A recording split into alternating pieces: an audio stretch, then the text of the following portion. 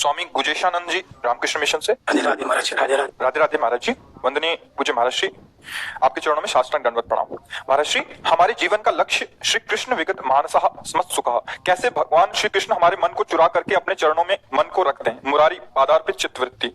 आज सत्संग में एक बात कही थी, ध्यान से जो सुनने के लिए बैठे होंगे पकड़ पाए होंगे। हमारी ममता में एक ताकत है, जो ममता शब्द है ना, इसमें बड़ी ताकत है कि इसको जहां स्थापित कर देते हैं उसके बिना हम रह नहीं पाते, और ये जहां लग जाती है उसके सानिध्य की मुझे अत्यंत जरूरत होती है, चाहे वस्तु में, चाहे किसी व्यक्ति में, चाहे किसी स्थान में। जैसे आपसे ममता हो जाए तो बिछुड़त एक प्राण हरि लेहि, फिर आपसे बिछोड़ना पसंद नहीं आएगा। अभी ममता हमारी श्री कृष्ण पादाम्बुज में अर्पित नहीं हुई, बात समझना। नहीं, वो ममता श्री कृष्ण को विवश कर देगी। ममता का जो प्रभाव है वो उन प्रभु को विवश कर देगा, और वो आपके बिना रह नहीं पाएंगे। आपको बुलाना नहीं पड़ेगा, वो छा जाएंगे आपके मानस पटल पर, आपके नेत्र में। आपको बाहर भीतर कृष्ण ही कृष्ण नजर आएंगे। एक जरूरी बात है, हमारी ममता, वो खुद कह रहे हैं, सबकी ममता ताग बटोरी, मम पद्म नहीं बांधी बरी डोरी।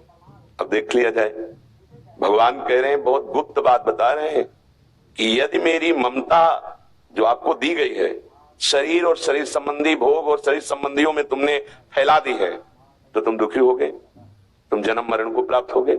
अगर वही ममता जो मेरे द्वारा दी गई है मेरे चरणों में बांध दो, सब जगह जो फैला रखी है, तो आगे का जो विधान है, जहां जहां मेरा भक्त चरण रखे वहां वहां रखूं हाथ, पीछे पीछे मैं फिरूं कभी न छाणू साथ, भक्तन पाछे यो फिरत ज्यो बछरा संग गाय।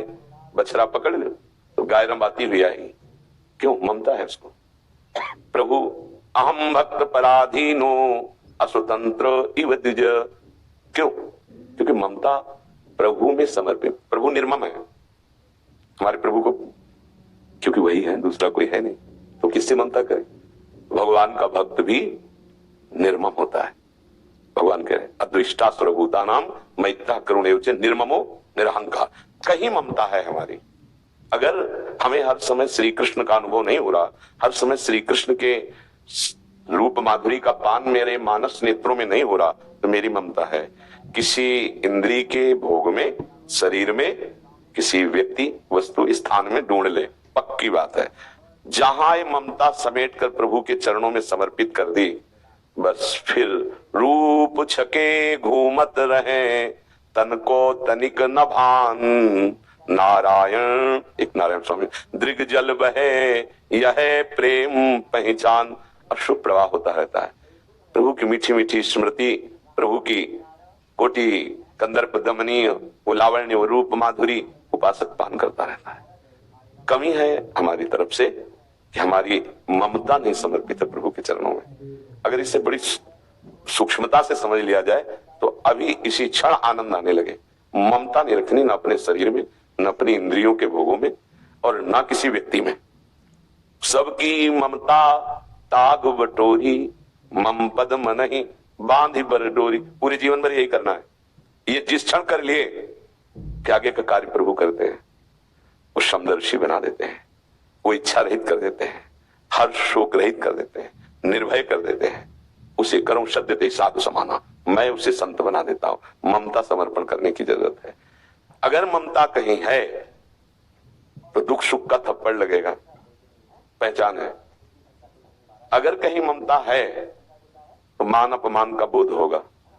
अगर ममता प्रभु के चरणों में समर्पित हो गई, फिर नहीं। फिर जब ममता ही नहीं तो सुख तो किसको हो रहा है? फिर मान अपमान किसको? शत्रु मित्र समझानी, मान मान अपमान सम, दुख सुख लाभ न हानि। यह जो कृपा हरिवंश की ममता जो प्रियालाल के चरणों में समर्पित होती है, तो ये स्थिति पाई जाती है उसमें कि शत्रु मित्र में समान भाव उसका होता है। सुख दुख में, लाभ हानि में, मान अपमान में, निंदा स्तुति में समान भाव। क्योंकि जब शरीर से ममता हो तो निंदा स्तुति का प्रभाव पड़े ना। ममता तो चली गई प्रभु के चरणों में, अब क्या? अब जो बहुमान करे को मेरो किए बहुमानत ना ही बढ़ाई, और जो अपमान करे को केहू के अपमान नहीं लगुताई, क्योंकि ममता ही नहीं शरीर में, ममता ही नहीं किसी से, निर्ममो पर सबसे प्यार है। ये चमत्कार होता है भक्त का, वो निर्ममो निरहंकारा पर सबसे प्यार होता है। सब जीवन सो प्रीति भगवत भाव से, रीति निवाहत आपनी, रीति अपनी निष्काम, किसी से कोई स्वार्थ की प्रीति नहीं, निष्काम भाव से भगवत भाव से सबसे प्रीति है और किसी से ममता नहीं। ये बड़ा चमत्कार, प्रीति का व्यवहार सबसे, ममता किसी से नहीं, क्योंकि ममता सबके हृदय में विराजमान श्री भगवान को समर्पित हो गई। अब वो भगवान को देखकर व्यवहार करता है, निज प्रभु में देखें जगत, तब हमारे अंदर भगवद आकार वृत्ति आती है।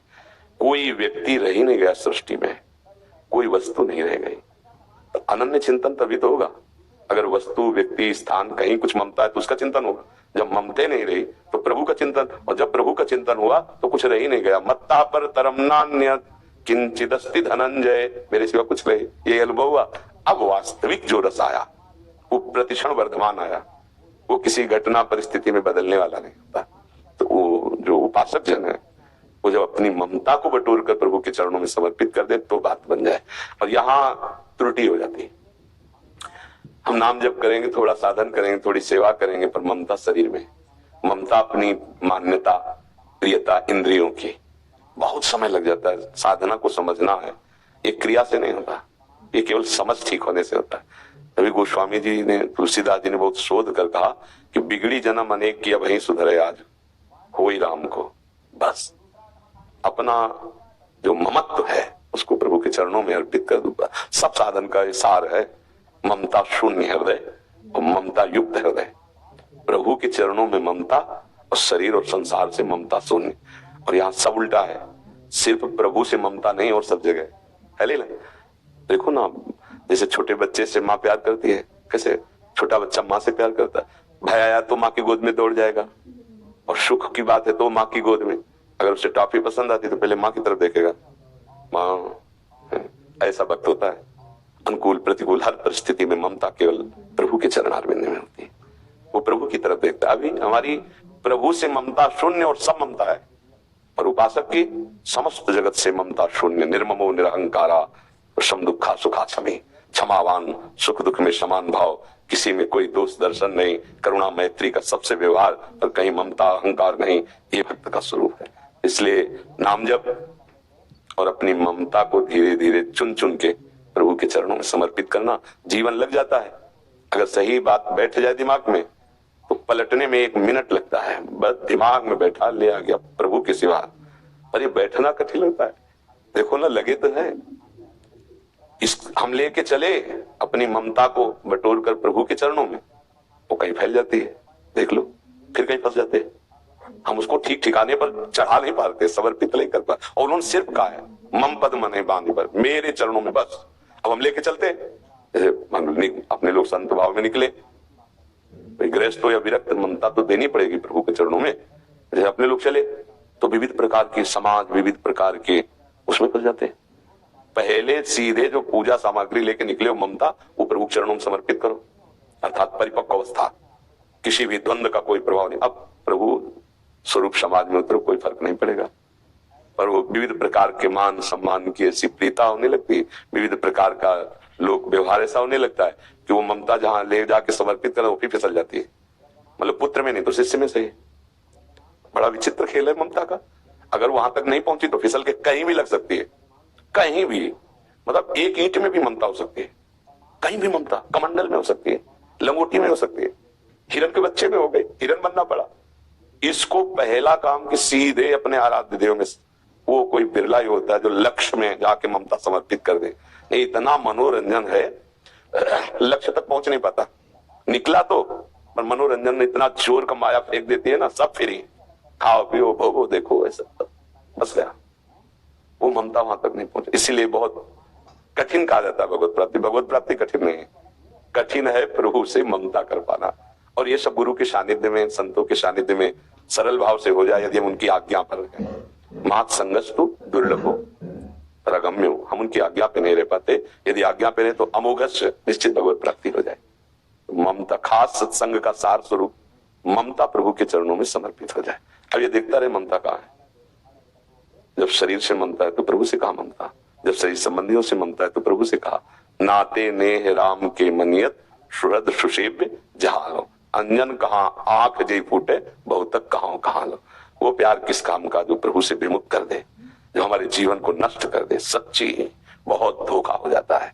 इंद्रिय मन शरीर का प्यार पूरे जीवन को बर्बाद कर देता है। बड़े भाग्यशाली है जो व्यवहार तो धर्मयुक्त करते हैं और प्यार प्रभु से करते हैं। आप लोग जैसे बैठे हो आकर के, तो प्रभु ने आप पर कृपा करी तो ये बातें सुन पा रहे हो। नहीं, बातें सुनना ये बातें अध्यात्म की, प्रभु के मार्ग में चलना